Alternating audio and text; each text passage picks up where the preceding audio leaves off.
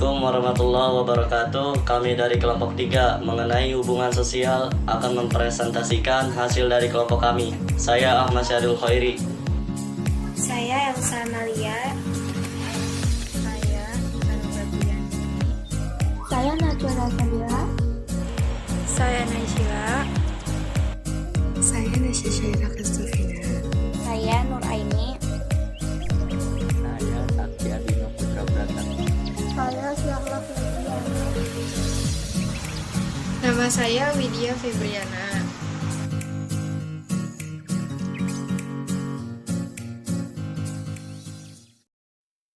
Interaksi sosial kelompok 3. Yang pertama, ada pengertian hubungan sosial. Hubungan sosial merupakan hubungan yang terwujud antara individu dengan individu, individu dengan kelompok, serta kelompok dengan kelompok, sebagai akibat dari hasil interaksi di antara sesama mereka. Nah, pengertian hubungan sosial hampir sama dengan interaksi sosial.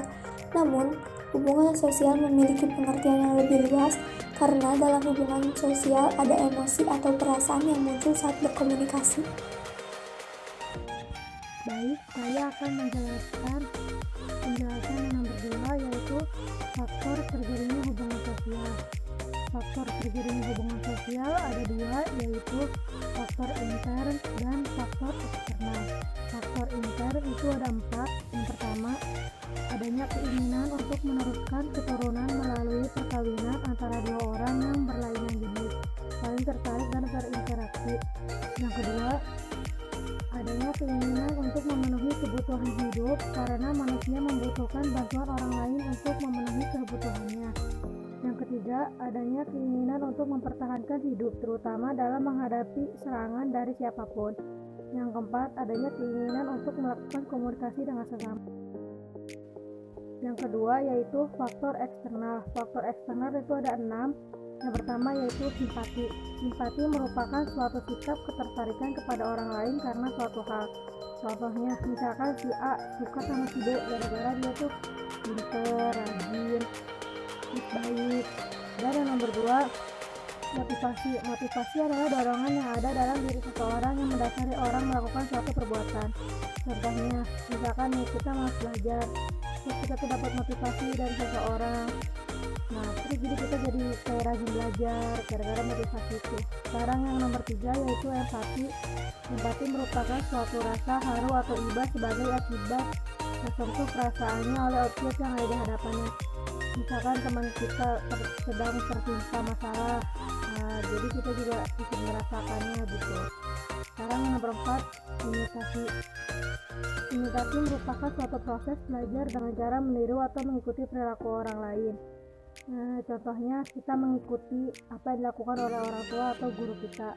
Yang kelima, sugesti. Sugesti merupakan cara pemberian suatu pandangan atau pengaruh oleh seseorang kepada orang lain dengan cara tertentu, sehingga orang tersebut mengikuti pandangan atau pengaruh tersebut tanpa berpikir panjang.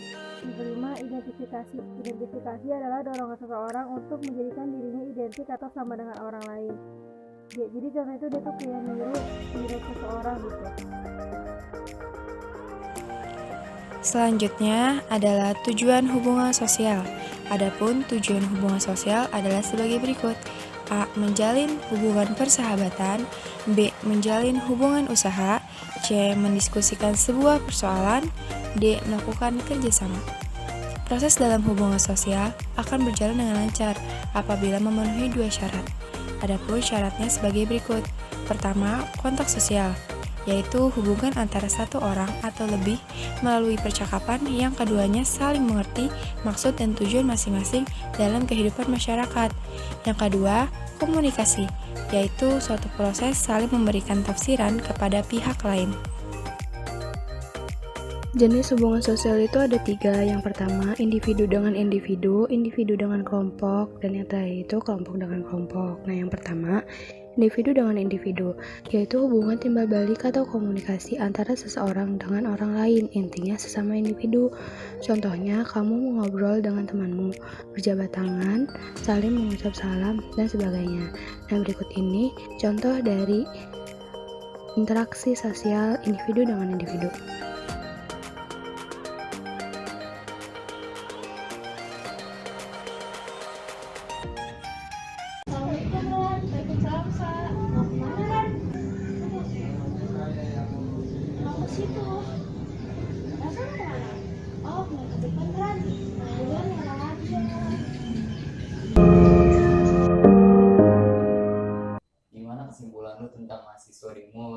Buruh demo. Sebenarnya mereka turun juga nggak apa-apa, karena menurut gua nih, mereka turun itu juga berperan bagi mereka sendiri. Kalau menurut lu gimana? Iya, soalnya dia juga buat mencari nafkah sih, buat kerja juga kan, dia juga punya anak istri. Iya.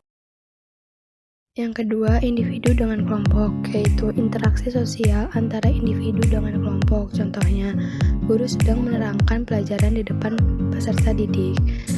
Ketua OSIS sedang menjelaskan rencana di depan para anggotanya.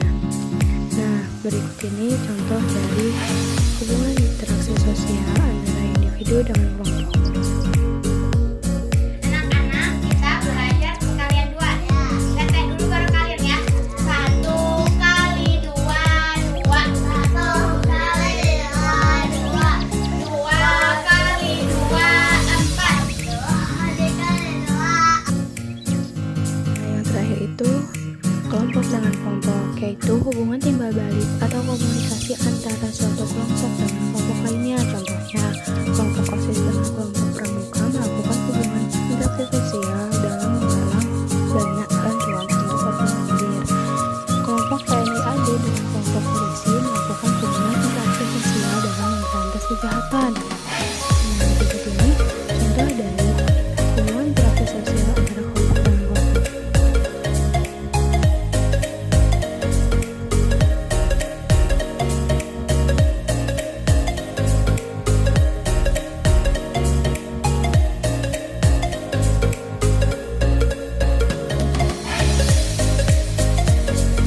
Sekian dari saya, kurang lebihnya mohon maaf. Wabillahi taufiq wal hidayah. Wassalamualaikum warahmatullahi wabarakatuh.